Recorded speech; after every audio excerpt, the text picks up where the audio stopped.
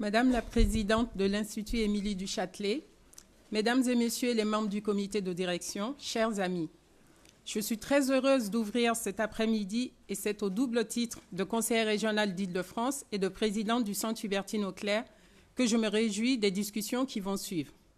Vous le savez, nous célébrions hier la date anniversaire du premier vote des femmes dans un scrutin national. Ce droit a été conquis après de longues années de lutte menée par les suffragistes. Hubertine Auclair, dont le centre que je préside a choisi de porter le nom, était l'une d'entre elles. Elle écrivait ainsi « Plus on interroge le bon sens et les principes républicains, moins on trouve un motif sérieux pour écarter les femmes de la politique. » Ces mots, Hubertine Auclair les prononce en 1878. Un siècle et demi plus tard, quel constat? 26% de femmes à l'Assemblée nationale, 22% au Sénat, etc. L'accès des femmes aux responsabilités politiques, condition essentielle de notre démocratie, reste encore bien faible. Ce constat de la persistance des inégalités politiques, mais aussi économiques et culturelles, est également partagé par la région Île-de-France. C'est pour cela qu'elle a signé en 2008 la Charte européenne pour l'égalité des femmes et des hommes dans la vie locale et entreprend de nombreuses actions concrètes en ce sens. En plus de son soutien financier aux acteurs et actrices de l'égalité, elle avait déjà créé en 2006 l'Institut Émilie du Châtelet qui nous accueille aujourd'hui. Et plus récemment, le Centre Hubertine Auclair que je préside depuis 2010. Mais qu'est exactement ce centre, ayant pour nom une figure éclatante du combat pour le droit de vote des femmes? Eh bien, il a la société civile et politique, ce qu'est l'Institut Émilie du Châtelet à la société savante. Son sous-titre le confirme d'ailleurs, Centre de ressources pour l'égalité femmes-hommes. J'insiste sur le mot ressources car il est essentiel du centre. Pourquoi? Par des ressources dématérialisées qu'il propose avec son Égalitech, base de données en ligne gratuite, ouverte à toutes et tous et qui regroupe de très nombreux outils sur la thématique de l'égalité femmes-hommes. Une vraie mine d'or, unique en France, et où chaque personne souhaitant promouvoir une culture de l'égalité trouvera des éléments pour l'y aider. Par des ressources physiques aussi. Le Centre Hubertine Auclair accompagne tout porteur ou porteuse de projet, qu'il s'agisse d'une collectivité territoriale, d'un syndicat, d'une association ou d'un particulier, qui désire promouvoir l'égalité, trouver une information, un conseil, mettre en place un événement, élaborer une charte, etc. Bref, un centre de ressources à la disposition des franciliennes et des franciliens. Mais revenons à la thématique du jour, le genre transnational. Je retiendrai du titre l'idée de dépassement des frontières et de décloisonnement. Pour construire une société égalitaire, il s'agit bien sûr d'organiser les échanges et les mutualisations d'expériences au-delà de nos frontières, car le combat pour les droits des femmes doit être mené au niveau international. Décloisonner les échanges entre pays donc, mais également décloisonner les politiques publiques. Car je suis convaincue que ce que nos amis américaines et américains appellent le gender mainstreaming, que nous pourrions traduire par prise en compte transversale du genre dans l'ensemble des politiques publiques, cela paraît presque plus simple en le disant en anglais, et qui signifie tout simplement avoir le réflexe de penser égalité femmes-hommes dans chacune de nos actions, est fondamental. C'est bien pour cela que le Centre Hubertine Auclair, avec ses partenaires, accompagne la région Île-de-France dans l'écriture de son plan régional pour l'égalité femmes-hommes qui sera présenté par le vice-président Abdelak Kachouri en début d'année prochaine. Décloisonner enfin et créer des synergies entre le monde de la recherche, les actrices et les acteurs de terrain et les responsables politiques. Cette ambition, elle guide au quotidien l'action de l'Institut Émilie de Châtelet. C'est aussi ce à quoi nous contribuons au sein du Centre Hubertine Auclair.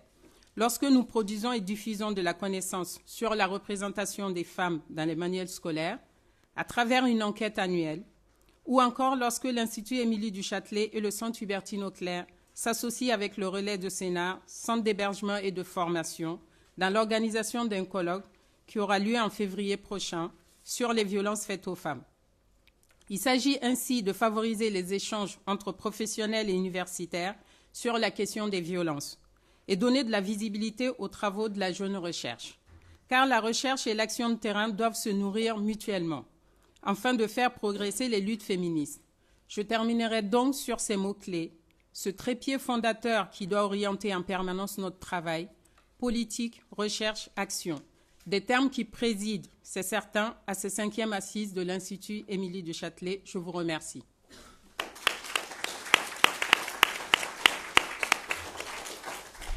Merci beaucoup, Djeneba Keïta. Et je passe maintenant la parole à Jacqueline Lofer, qui est sociologue, spécialiste du travail des femmes et qui est membre du réseau MAGE et qui est membre aussi du comité de direction de l'Institut Émilie du Châtelet. C'est à ce titre qu'elle va nous présenter en quelques mots l'Institut. Oui, en quelques mots. Alors, Madame Abdellah Kachouri a déjà... Non, Quoi? Madame Keïta. Keïta, ah bon. Madame Djeneba Keïta, qui remplace. Ah bon, d'accord. J'ai cru bien faire. Pardonnez-moi, Madame. Désolée. Donc, a déjà très bien inscrit au fond les missions dans lesquelles s'inscrit l'Institut Émilie du Châtelet au niveau de la région Île-de-France. Donc, l'Institut Émilie du Châtelet a été créé en 2006 sous l'impulsion donc de la région Île-de-France et puis de Marc Lipinski qui, à l'époque, était en charge des questions liées à la recherche. L'IEC est né grâce, je dirais, à l'engagement d'un petit groupe de chercheurs et de chercheuses surtout, conduit par la détermination d'Eliane Viennot, d'Evelyne Père, de Joël Viels. Et l'IEC, on le sait bien, est conduit aujourd'hui par Florence Rochefort, avec donc ce leadership ferme et efficace qui la caractérise. Un comité de direction aussi, où siègent ces chercheuses et enseignantes qui représentent les institutions partenaires de l'IEC. L'IEC regroupe 17 grandes institutions de recherche et d'enseignement supérieur, nationales ou régionales, que évidemment je ne vais pas chercher à citer intégralement, ce serait trop long. Depuis 2012, l'IEC pilote le pôle genre du DIM, ce domaine d'intérêt majeur, labellisé par la région Île-de-France, DIM qui s'intitule Genre, Inégalité et Discrimination, à savoir GID, et aux côtés désormais de l'ARDIS, Alliance de recherche sur les discriminations, qui est en charge du pôle discrimination. Donc on est dans une structure bipolaire dont les deux pôles s'enrichissent et s'enrichiront sans aucun doute mutuellement. Alors, l'IEC, donc le pôle genre, travaille au développement de la recherche et des enseignements sur les femmes, le sexe ou le genre dans l'ensemble des disciplines scientifiques. Et cette dénomination, les femmes, le sexe, le genre, représente une volonté d'intégrer différentes étapes, différentes appellations, différentes notions qui toutes s'intègrent désormais dans les recherches sur le genre. Donc la mission de l'IEC, c'est de favoriser le dialogue entre les disciplines, ainsi que la rencontre entre le monde de la recherche et les acteurs sociaux, les acteurs économiques, politiques, associatifs et institutionnels qui œuvrent, disons, pour l'égalité des sexes. Donc l'IEC s'appuie sur un réseau et contribue donc à la diffusion, à la valorisation d'un champ de recherche qui, par définition, est interdisciplinaire, et je le disais, tant auprès de la communauté scientifique que du grand public. Donc beaucoup d'éléments sont d'ailleurs disponibles dans son site, sur son site, dont vous trouverez le libellé dans le dossier qui vous a été remis. Donc, première mission de l'IEC, le soutien à la recherche. Une des manifestations principales de ce soutien à la recherche, c'est l'attribution d'allocations doctorales et postdoctorales à des projets qui sont évalués par un jury chaque année. Donc des candidats sont sélectionnés, reçoivent cette allocation doctorale. Depuis 2006, ou postdoctorale, 34 doctorants et 31 postdoctorants ont été soutenus dans 20 disciplines différentes. Donc le bilan est déjà extrêmement riche. Les journées jeunes recherche viennent compléter ce soutien à la recherche qui est donc organisé essentiellement autour des allocataires doctorants et postdoctorants de l'IEC qui permet une présentation de leurs travaux.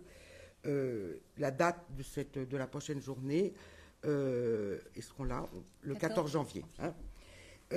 Donc, toujours dans cette perspective de soutien à la recherche, les aides à manifestations scientifiques, l'IEC chaque année attribue, là aussi après un processus de choix et de décision, soutient donc des manifestations scientifiques, des colloques organisés par des chercheurs ou par des associations.